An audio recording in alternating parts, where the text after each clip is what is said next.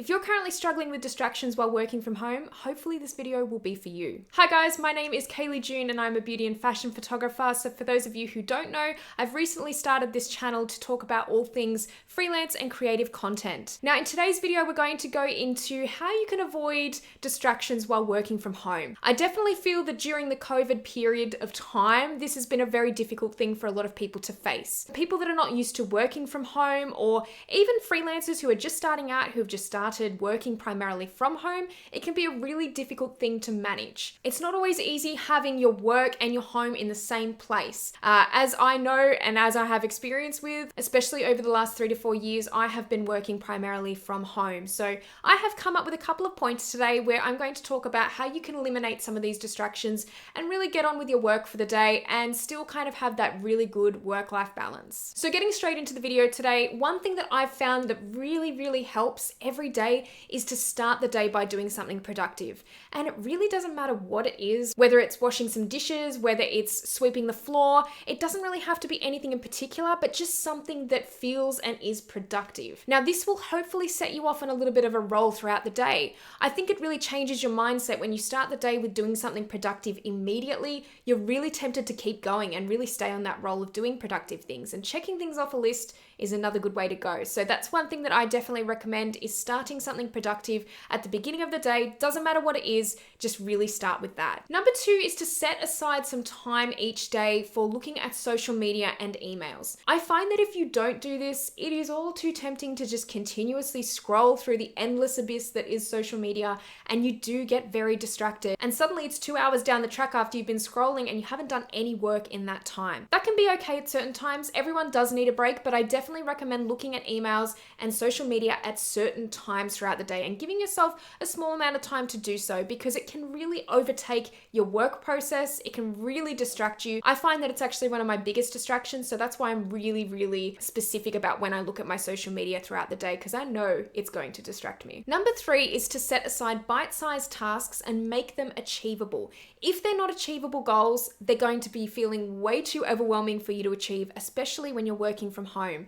It's really good to get in the habit of setting little goals, especially with your work, or even little tasks to help you kind of chip away at things a bit better. Sometimes I know that I get too distracted working at home in this environment, and one of the best ways that I can get my work done sometimes is to just chip away at it and really put it into bite-sized elements. This will make it so much easier and get you really in more of a productive mood too. I think especially working from home, there's times where I have written down on my to-do list a task that just seemed too overwhelming, and your first instinct is always to just never do it.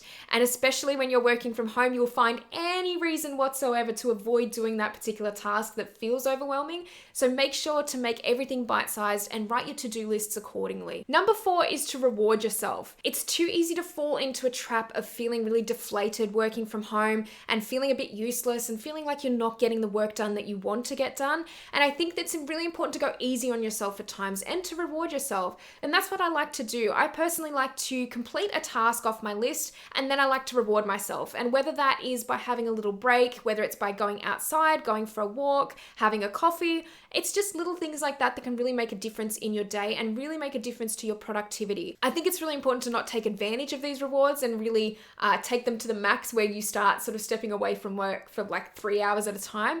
But a good way to do this is maybe to set a timer on your phone and give yourself like 15 minutes every time you set a task that you've achieved, and give yourself a little bit of a reward or break to kind of congratulate yourself. And now for the last tip. Now, I think this one is a really important one as well, and that is to wake up earlier. Now, I say this in particular for those people out there who are working from home that are not working at home by themselves. You guys might have a family that you share your houses with, or you might have roommates, or you might have a partner. So it can be really difficult to work at home whilst also having other people at home. Now, this is where I find that waking up earlier really helps. If you can wake up earlier than all the other people in your household to get work done, you will start to find yourself becoming a lot more productive. One of the first instincts for me is when my partner is home, I like to do things with him. I like to go out for walks. I like to kind of like chat away the day. I like to do things with him while he's got that time off. But sometimes when he's got a few days off in a week, I find myself not doing as much work as I need to. So I think it's definitely important for me on those days, especially, to be waking up before him at times and getting things done if I can. It really gives you that opportunity as well to get tasks done earlier on in the day, which I also find helps with a mindset from working from home.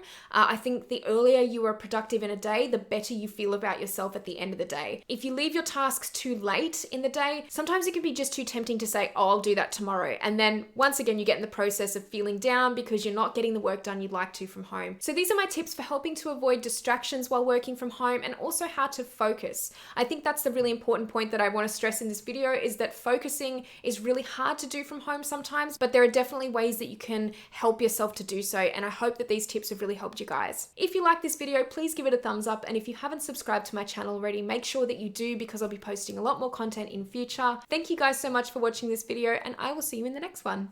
Bye.